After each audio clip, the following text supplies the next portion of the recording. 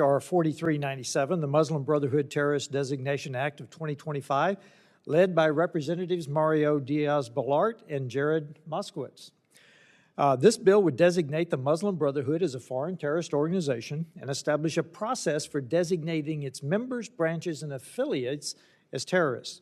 The bill amends the Anti-Terrorism Act and treats the Muslim Brotherhood in the same manner that the PLO, the Palestine Liberation Organization, was treated during the height of its terrorist activities.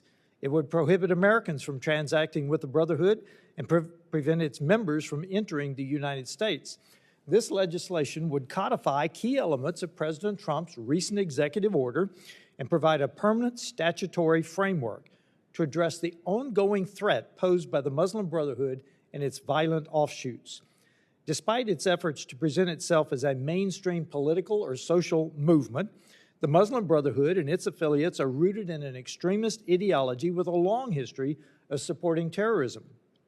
Founded in 1928 by Hassan el-Banna in Egypt, the Brotherhood's stated goal from the beginning was to establish a global caliphate based on Islamic supremacy, to restructure societies and governments according to its interpretation of Sharia and to advance a radical agenda.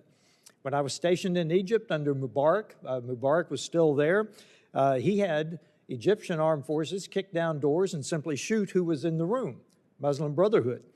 While the Brotherhood often maintains plausible deniability, many of its branches and affiliates provide the ideological justification, financial support, and recruitment pipelines for jihadist violence. The Brotherhood has directly inspired or supported terrorist organizations, including Hamas and al-Qaeda. Its influence extends across the Middle East, Europe, and into the United States. The violence and instability it has fueled has already led Saudi Arabia, Jordan, the UAE, and Egypt to ban the organization outright. This bill would bring U.S. policy into alignment with our key regional partners. More importantly, the Muslim Brotherhood provides material support to U.S.-designated terrorist organizations. That fact is not speculation. It is documented in the Brotherhood's own internal strategy papers, including the 1991 explanatory memorandum on the general strategic goal for the group in North America, a document that was seized by the FBI in 2004 and admitted as evidence in the Holy Land Foundation terrorism financing trial.